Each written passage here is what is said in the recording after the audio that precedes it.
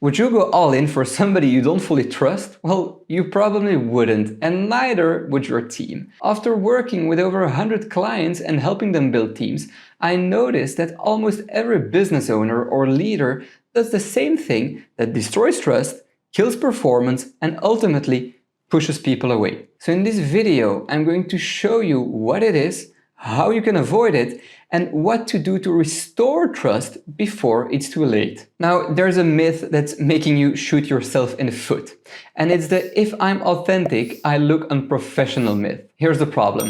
You know how sometimes you put on your leader hat? Well, that thing never holds forever.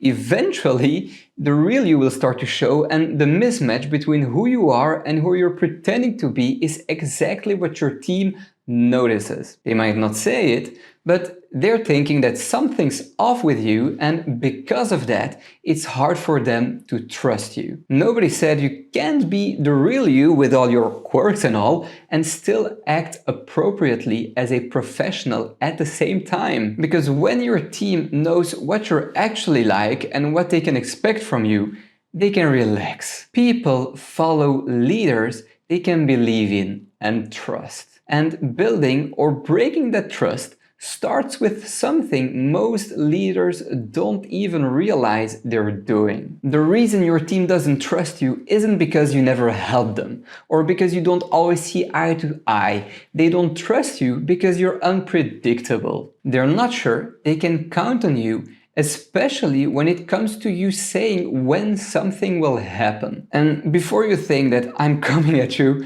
let me explain it in a way you'll instantly recognize. Think back to when you were a kid. You'd ask an adult for something you really cared about, and they'd say, "Yeah, we'll do it later." And then that later never came. Now, most probably they would give you a totally valid reason. But the problem is that that reason was valid for them, but to you it felt like an excuse or that they lied and you'd be disappointed. Like if you asked your dad, "Hey dad, can we get ice cream next weekend?" And he said, "Yeah, sure buddy, let's do it." And then next weekend comes and he goes, "Yeah, I'm sorry buddy, I can't, I've got some important work thing to do." And in his adult brain, that's normal because work is important. He has to make money to feed a family. But in your kid brain, it's not a valid reason, and to you, his word starts meaning less and less. And if that happens enough times, you'll just stop believing him. And the exact same thing is happening inside your business with your team. They ask you, "Hey, can you review this? Can you approve this? Can you make a decision on this?" And you say, "Yeah, sure, I'll do it later today or maximum tomorrow."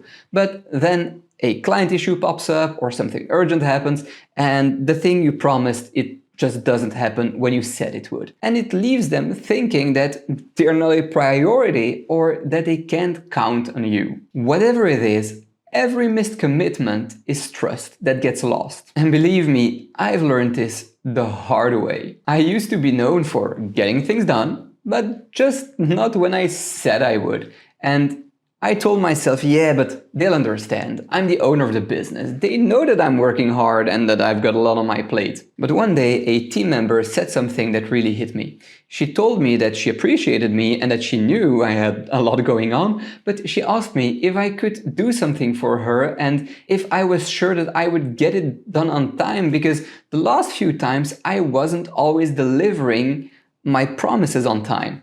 And here's what I learned. Even if you eventually do the thing, missing the deadline trains your team not to trust your word. Just like when your dad then takes you for ice cream after school one day, but it's just not the same because it wasn't when he was supposed to do it. All right, now you know what to fix. So let me show you how to rebuild that trust without making promises you can't keep. Here's the brutal truth about trust. It's way harder to rebuild than it was to break. And most people think that if they apologize and promise it will never happen again, everything will be all right.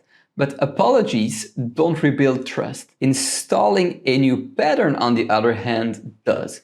So let's use our ice cream example. If your dad says, "I'm sorry, we'll go next week for sure," you'd want to believe him, but part of you would still think, "Yeah, we'll see." Because he already broke his word, and the more times he's done that in the past, the harder it will be for you to believe him. So if you've promised your team some metaphorical ice cream and you didn't give it to them, here's how to rebuild the trust they lost. First, you address the issues directly. Sit down with your team and call out what has happened.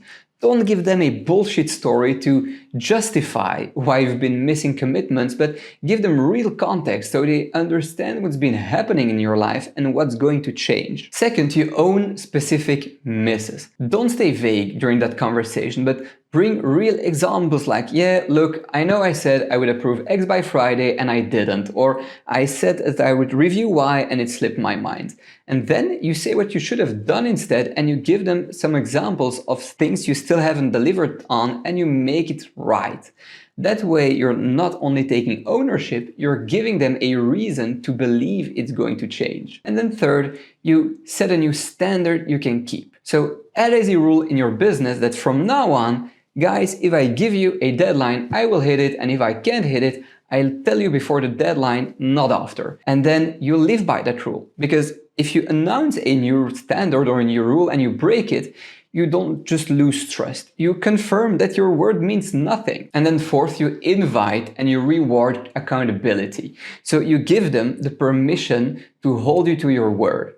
I've told my team that if I'm not doing what I said I'd do, they have to tell me, even on small things like approving an expense, replying to an email, or picking a lunch spot. When people know they can remind you and that you respond with appreciation instead of irritation, trust starts coming back because they're watching you honor your word in real time. And that's how you regain trust. Now, missing deadlines is one way trust breaks down.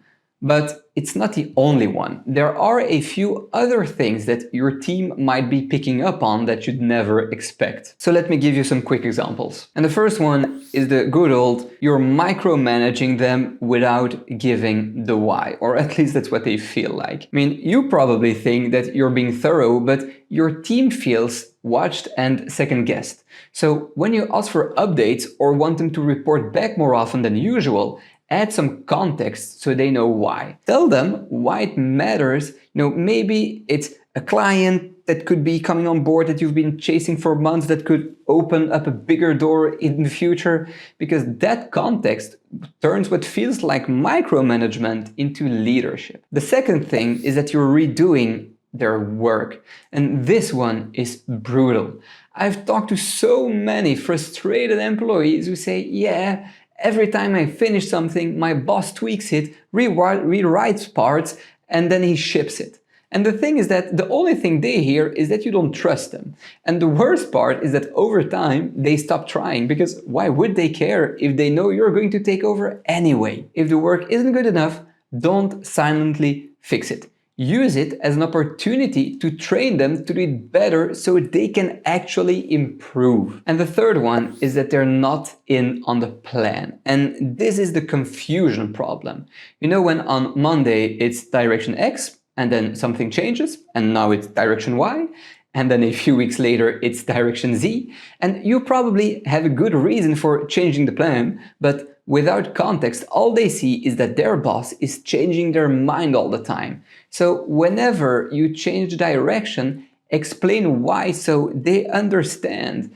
Tell them, hey, look, here's what we learned, here's what's changed in the market or with the client, and because of that, the new direction is smarter than the previous one. People don't need you to be consistent, but they need you to be coherent. Whatever the reason is, if your team doesn't trust you, you'll feel it everywhere. You'll have missed deadlines, constant check-ins, and everything will just funnel back to you. And the fix is almost always the same. You have honest conversations and then you put some simple rules in place that create clarity. And if you're thinking, yeah, cool, but my team still isn't performing, watch this video next, because I'll show you how to turn a team that's coasting into a team that executes without you chasing them.